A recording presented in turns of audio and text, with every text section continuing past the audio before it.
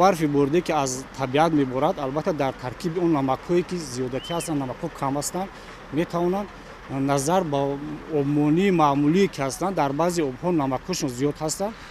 хеле ки аз намак озод аст ва метавонад азодро низ дар бехи дарахтон ҷамъоварӣ кунад. Ба ғайр аз он бояд дар гирди дарахт ба хотире ки он дарахт аз моддаҳои органикӣ бой буданд, дар ҳамин давра ҷабиши об дар хок зиёдтар мешавад